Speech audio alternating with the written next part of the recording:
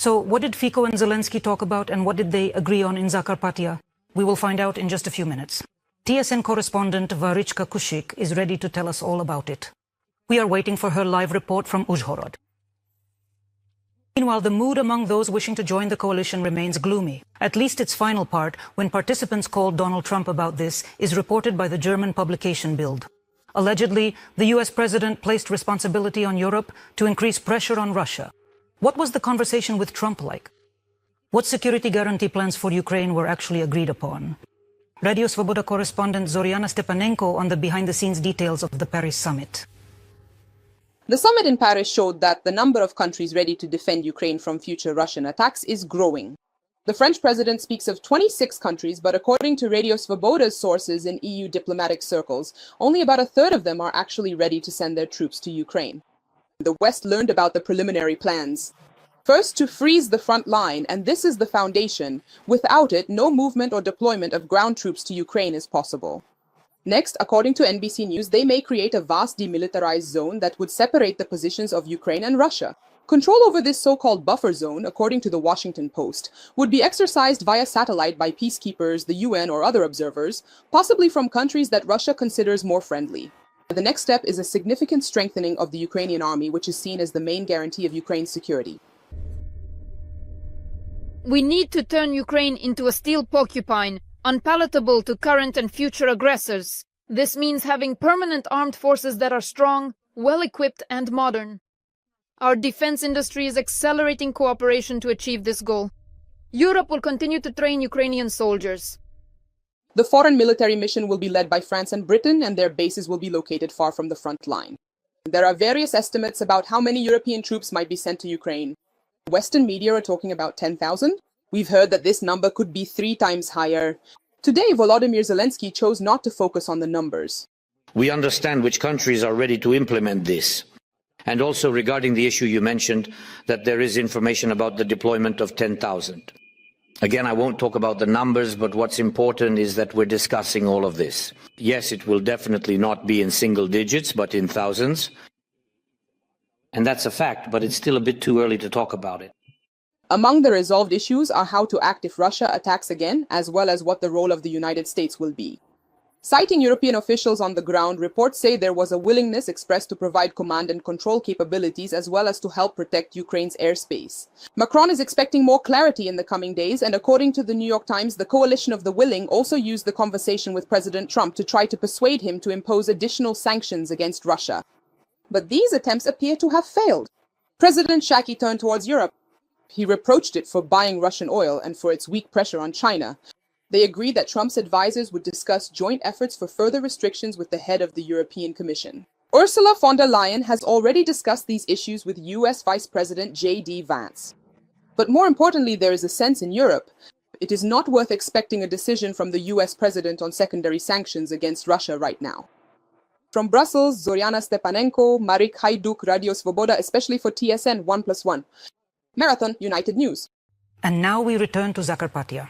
Today in Uzhhorod, a Congress of local and regional authorities was held, and representatives of the EU joined in to discuss ways to rebuild Ukraine and the prospects of our country's integration into the European Union. And it was there in Uzhhorod that President Zelensky met with the Prime Minister of Slovakia, and everyone was waiting to hear what Fico would say after meeting with the Russian dictator Putin in China 3 days ago. What did Fico and Zelensky talk about, and what agreements did they reach in Zakarpattia? Liv, our correspondent Mirichka Kuzik is ready to tell us more. Mirichka, hello. It was expected that the energy issue would be the key topic at this meeting. And what did the politicians say about this? Hello? Alla, this meeting drew special attention. This is Robert Fico's first visit to Ukraine after his trip to China, where he met with Putin and was supposed to discuss Kyiv's attacks on Russian energy infrastructure. Therefore, the topic of energy infrastructure became the key issue in today's negotiations. Fico emphasized that the information about the alleged position of Putin regarding an energy blockade of Ukraine is not true. According to him, the conversation was about bilateral cooperation, and not only with the Russian president, but also with more than 10 other state leaders. There was nothing like that in the conversation with President Putin. Nothing of the sort happened with President Putin. We talked about the possibilities of bilateral cooperation, just as I did with the president of China and Vietnam during our important meetings. The Prime Minister told me about his contacts in China. We saw who was there and who said what, and how important it is that Putin does not perceive such visits as indulgences. There is no alternative to peace, and we stand for peace. And the war must be ended.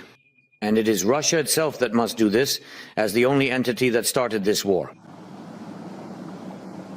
Fico assured that Slovakia seeks peace for Ukraine, but expects respect for its own national interests, especially in the energy sector.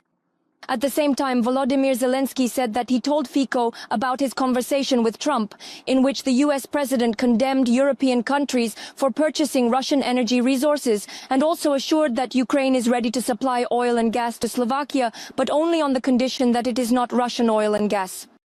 Russian oil, like Russian gas, has no future. If America continues to be this resolute, it will significantly change the situation and become a factor that will definitely guarantee that Russia will not wage war. Ukraine is currently responding to the recent Russian strikes on our vital energy facilities and will continue to respond decisively. However, we very much want this devastating war to ultimately end, bringing peace and stability back to our nation. But no one will simply endure in the darkness. They will not just passively accept their fate in the shadows, for hope always finds a way to shine through. Despite different emphasis, the parties described the talks as substantive, and in Uzhhorod they also agreed that in October there will be a meeting of the Intergovernmental Commission where joint projects, particularly in the energy sector, will be discussed in detail. Hello? Thank you. Our correspondent from KTSM, Richka Kurzik, reporting on the negotiations in Zakarpattia, where Volodymyr Zelenskyy met, among others, with... Hungary has no other choice. Budapest responded to Trump's demand to stop buying Russian oil. Foreign Minister Peter Szijjártó said that his country cannot give up Kremlin energy resources. He also accused other European countries of being hypocrites as they buy the same Russian oil but through Asian intermediaries. In addition, Szijjártó commented on Zelenskyy's recent statements that supposedly even Russia has agreed that they are not against Ukraine joining the EU while Hungary is still resisting. The diplomat stated that Kyiv should not count on Moscow's influence and that they, meaning Hungary, will not change their position on Ukraine's accession to the European Union. In particular, last weekend, Budapest once again rejected the opening of the first cluster of negotiations on Ukraine's accession to the European Union. About 700,000 Russian troops are currently on the territory of Ukraine. This was reported by a representative of the main Directorate of Intelligence, Andriy Yusov. According to him, this includes not only regular troops but also support forces, special services and the Russian National Guard. They are mainly concentrated in the Donetsk region. That is where some of the heaviest fighting is taking place. According to the General Staff, as of last night, there were 184 engagements on the front, with nearly 50 of them in the Pokrovsk direction. Our forces had to repel enemy attacks, particularly near Shakov, Nikanorivka, Rodinske and Udakny as well. There was also unrest in the Lyman and Toretsk sectors. Our defenders also stopped assaults in the areas of Hrayhorivka, Serebryanka and Dronivka. This is the Siversky direction. A lightning operation by the defense forces and a major surprise for the enemy. Today marks 3 years since the start of the Great Slobozansky operation. Back then, our soldiers